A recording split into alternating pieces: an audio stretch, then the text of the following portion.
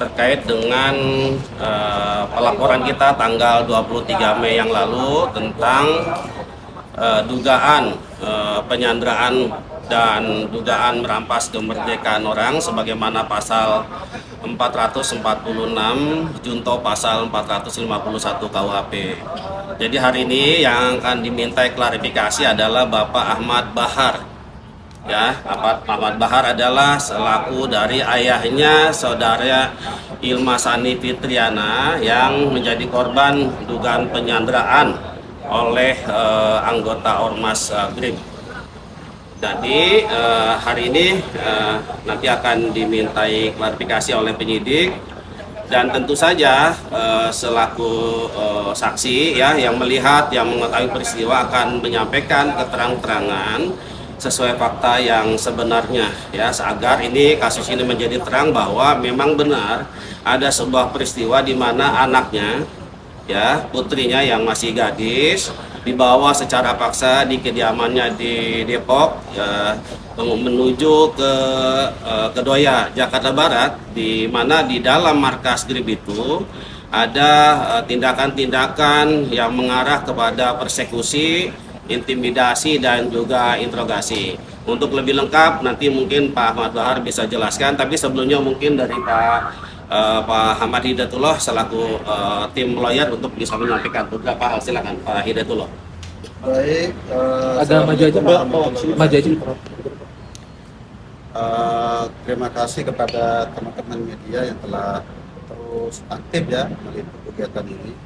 Kami sampaikan ini hari ini menunjukkan asistensi dan kerja-kerja profesional dari Polda Metro Jaya bahwasanya karena LP kami pada tanggal 22 Mei pada hari ini 17 Mei kurang dari sebulan direspon dengan baik oleh pihak Polda Metro Jaya dengan pemanggilan dari saksi dari pelapor, yakni Pak Ahmad Bahar untuk diminta keterangan dan hari ini insya Allah akan diungkap secara langsung oleh beliau fakta-fakta yang beliau ketahui sebagai seorang saksi yang juga sekaligus ayahanda dari pelapor yakni Ilma Sani Fitriana. Nah, kami selaku tim kuasa hukum tentu menyambut baik akan hal ini dan selalu siap mendampingi dari klien kami. Dalam hal ini salah satunya adalah saksi dari pelapor.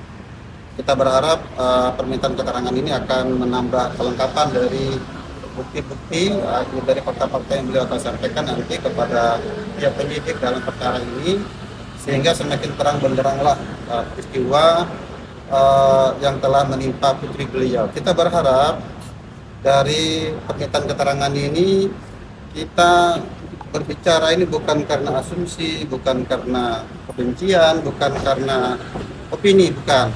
Tapi kita ingin berbicara atas dasar fakta dan bukti-bukti yang ada. Maka kami merespon positif dari pihak Polda yang telah memanggil klien kami dalam hal ini saksi untuk memberikan keterangan yang sebenarnya, untuk membuktikan adalah bahwasannya peristiwa yang telah menimpa putri beliau adalah betul-betul peristiwa pidana yang nanti insya Allah akan menjadi bahan penting untuk penyusunan dari melengkapi dari LP yang telah kami ajukan kepada pihak Polda Metro Jaya. Terima kasih.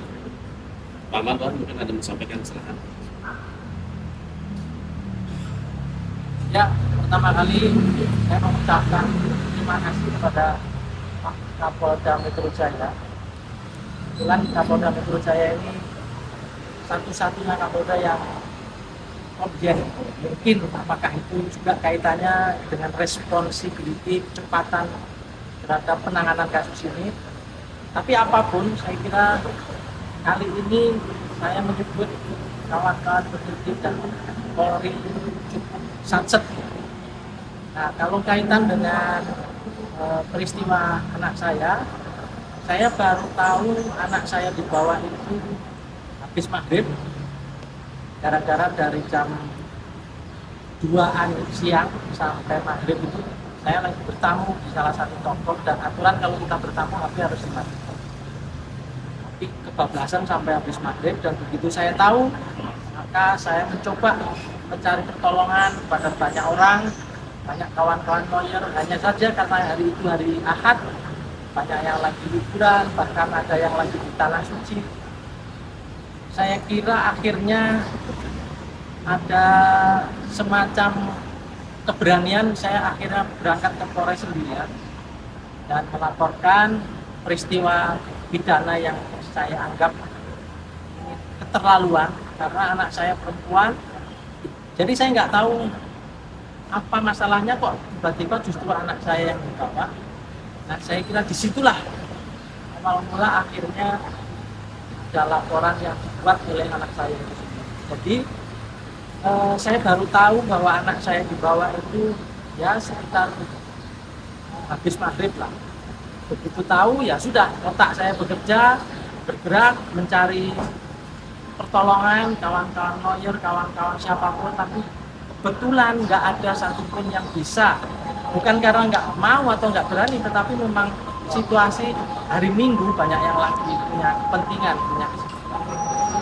Nah, dari sana kita sudah akhirnya menyampaikan ke Polres Depok, dan sama satset juga pihak Polres Depok menghubungi pihak BRIN, dan nggak lama kemudian menyampaikan bahwa katanya anak saya mau diantar ke Polres.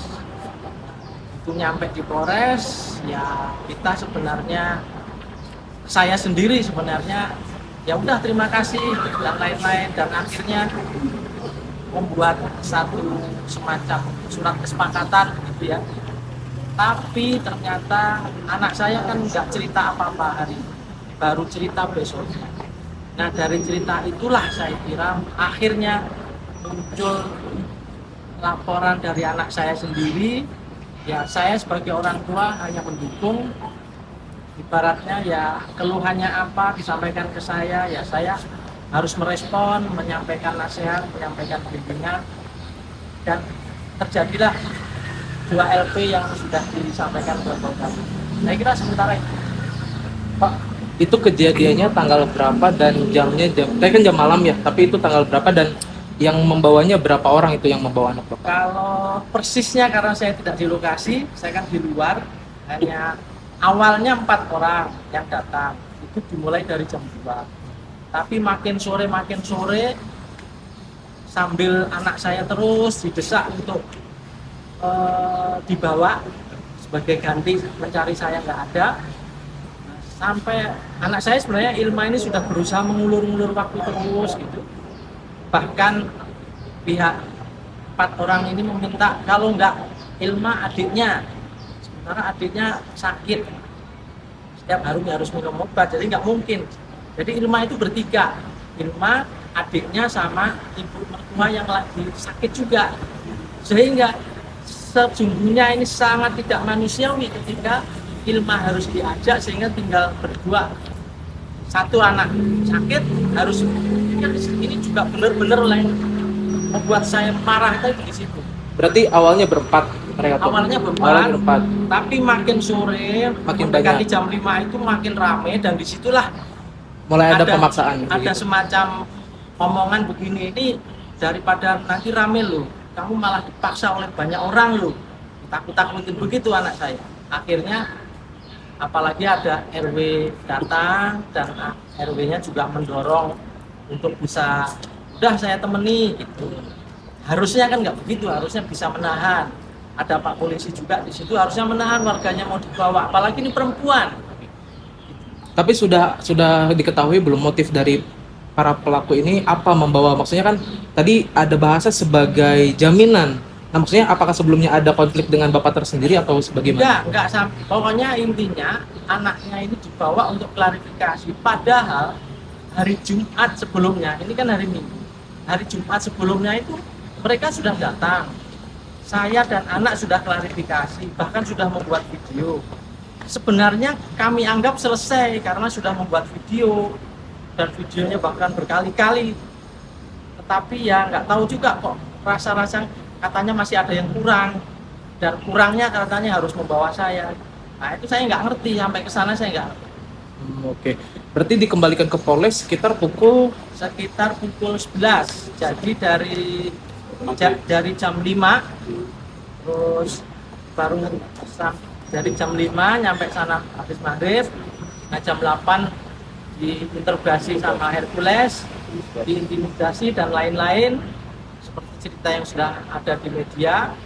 Nah ketika saya negosiasi di Polres, ya kira-kira di atas jam 10 lah akhirnya deal, pihak grip mengantarkan. Nah proses perjalanan mungkin kan setengah jam atau 1 jam. Pak, kalau kondisi psikologis dari Ilma korban sendiri. ini Ya, sendiri gimana Pak? kebetulan Ilma memang masih trauma. Jadi kalau ada mobil berhenti di depan atau motor, sementara sebenarnya kan bisnisnya, usahanya kan online itu, yang dimana tiap jam, tiap menit itu kan ada yang datang ngambil barang atau nganter. Tapi begitu dilihat dulu dari dalam, siapa nih? Kalau udah langganan ya, tapi tetap rasa trauma itu ada dan sudah dibantu oleh LPSK melalui kerjasama dengan kayak lembaga konsultasi psikologi, konseling. Berarti ini pemanggilan perdana, pemenuhan pemeriksaan Kalau bagi perdana. saya ini pertama ya sebagai saksi. Apa kira-kira apa aja Pak selain rekonstruksi detail yang akan disampaikan ke penyelidik? Ya barangkali mungkin kronologi dari awal barangkali yang akan dipertanyakan, dan saya akan berusaha menjelaskan sejujur-jujurnya. Tidak ada yang kita tutupi, bahwa yang penting sebenarnya dari hari Jumat itu kita sudah selesai, saya anggap sudah selesai, karena pihak 4 orang yang besar-besar termasuk Panglima itu dalam berkomunikasi selalu bilang, udahlah Pak, cepet minta maaf, cepat minta maaf. Padahal saya itu salah apa saya nggak tahu kok suruh minta maaf. Tapi saya sebenarnya juga sudah minta maaf juga, bukan dalam rangka membuat video, bukan, atau mengirim video, bukan, tapi meminta maaf karena nomor saya dan nomor anak saya digunakan oleh pihak lain untuk mengirim video ke. Ada rencana mau RJ Pak, mengingat sebelumnya kan pernah ada perdamaian ya Pak ya? Sebelumnya pernah ada perdamaian. Ya saya kira kalau RJ itu kan urusan anak saya ya. Saya kan sebagai orang tua saja, dan kalau sekarang posisinya sebagai saksi, saya kira kalau melihat obrolan, kan kita sering ngobrol, Dik gimana Dik? Wah sulit Pak kalau yang kayak gitu Pak, nggak mungkin Pak, kita supaya tidak terjadi kepada orang lain. Anak saya saja dibegitukan, yang ibaratnya, mohon maaf ya, bukan kita ini, kita agak terdidik nih. Nah bagaimana kalau orang yang kampung, orang ini yang urusan bukan dengan masalah seperti kita, apa nggak selesai urusan? Saya kira begitu. Tapi dari pihak Bapak sendiri sudah meyakini ada keterlibatan Hercules sendiri di sana.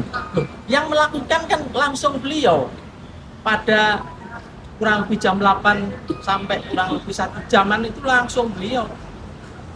Cuman memang kan ya ini terserah pihak penyidik nanti bagaimana menangani yang seperti ini kan. Kalau katakanlah apapun yang disampaikan oleh Ilma, kan tidak ada saksi di luar dari Ilma dalam pengertian yang mungkin membenarkan. Tapi katakanlah ini ada Pak RW, tapi Pak RW juga nggak tahu kenapa, sudah jelas-jelas ada satu contoh persoalan.